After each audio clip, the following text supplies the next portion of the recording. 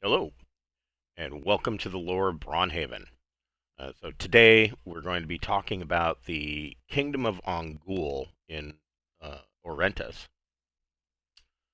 So the Kingdom of Ongu'ul came about as a direct result of the Archdevil Ninora taking over the continent of Orentis.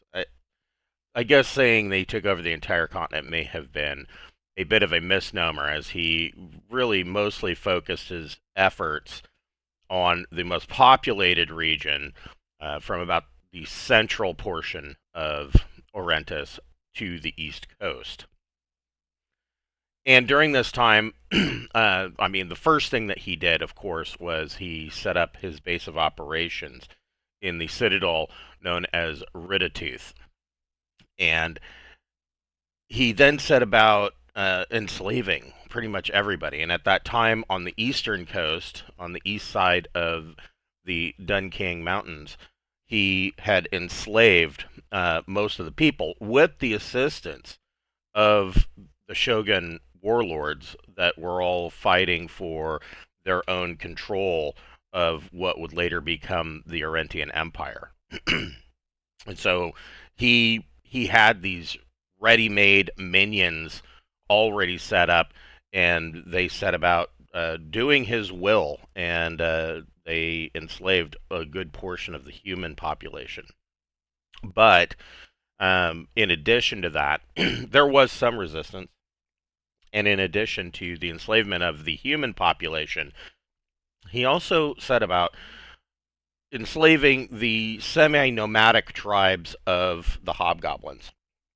And this led him to have his own army. And he, at that time, the hobgoblins were semi-nomadic. They weren't chaotic, but they bordered on the primitive of side of things. But they still had, unlike orcs and even some goblins, they have a more rigid society, and there were particular things that they did, or I guess you could say laws that they followed that were not found in many of the other goblinoid species.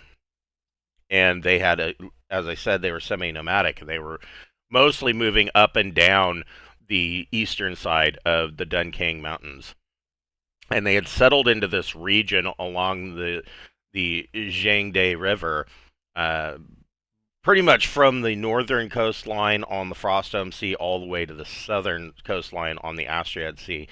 And they moved back and forth, mostly following herds that for food. They would shelter in particular locations during the winters, or at least many of them did. Of the northern tribes, they were kind of used to the cold weather, but it only gets worse in the winter up on the Frost Home Sea, and so they would move further inland. And so that they were already this ready-made, ready to be picked army, and he did that.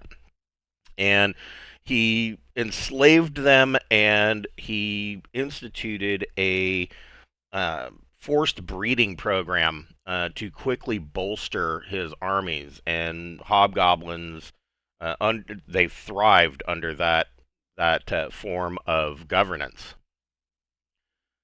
The hobgoblins then kind of went over to the other side. They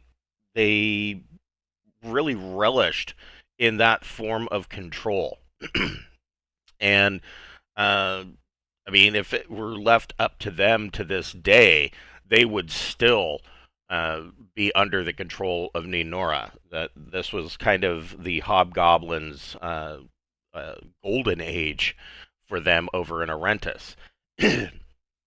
And they thrive under the regimented rule of militaries.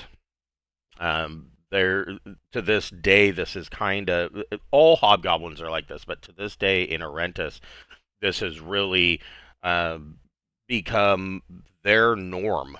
They are almost as regimented in their lifestyle as the Orentian Empire is. When the Nora was finally put down during the War of the Heavens and the continent of Orentis was liberated, the the hobgoblins really had nowhere to go. They knew by this point they only knew this lifestyle, and they were thriving under that lifestyle.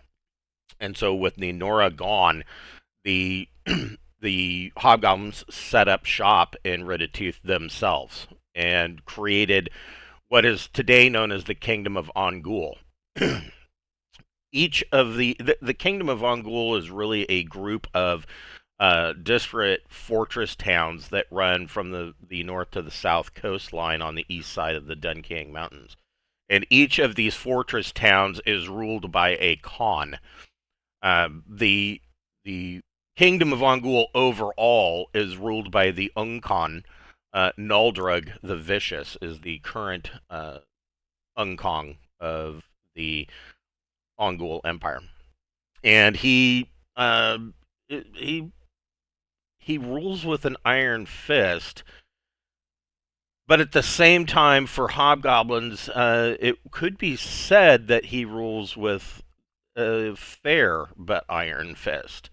It is a harsh kingdom with very draconian laws. They are everything in the Ongu'ul kingdom seems to be black or white, and for the most part, there is only one punishment, and that is if you break the laws, you're probably going to be put to death. But the hobgoblins, having lived under the rule of Ninora, this is more or less what they expect. there is no um, there is no real threat of, say, cowardice or dereliction of duty, because they know that if they do that, then they will be put to the sword, or in many cases, the pike or the hobgoblin saber halberd. Uncon Noldrug, his main big thing that he covets. I mean, he has the dream of busting through the shield wall that runs along the top of the Dunking Mountains, busting through the pass, and having his hordes basically take over the Orentian Empire. But that, in and of itself, is not the only reason that he wants to take over the Orentian Empire. He covets their technology. Primarily, he covets gunpowder. And so far, the kingdom of, or the Orentian Empire has held off the kingdom of Ongu'ul via the shield wall. They've never broken through in any great numbers, and so that's not to say, though, that they don't have some black powder weaponry in their possession. There's roughly a 20% chance that any hobgoblin that you encounter, either along the wall or in the kingdom of Ongu'ul itself, is armed and equipped with a matchlock weapon, or sometimes a black powder grenade. And they covet these. They don't use them on just anything. It's not their first line of attack or defense. Their first line of attack or defense is that hobgoblins use saber halberds, and they have those in great numbers. Like every single hobgoblin that is a part of the Kingdom of Ongu'ul will be equipped in that manner. They use metal tower shields sometimes, or they will use saber halberds. They wear very good armor. They are a well-equipped military, but 20% of them will have captured at some point a matchlock weapon or a black powder grenade. And they save these for when they feel that there is some strategic use of them. That's when they will break out the black powder weapons, especially the grenades, because the grenades they can use to blow holes in walls or take out large numbers of the Orentian troops. So they very much hold back these weapons in reserve. They have not been able to glean the manufacture of black powder as of yet, but they have the stuff in their possession, and so it is quite worrisome, at least to the emperor of the Orentian Empire. It is quite worrisome that sooner or later they are going to figure out how to make it on their own.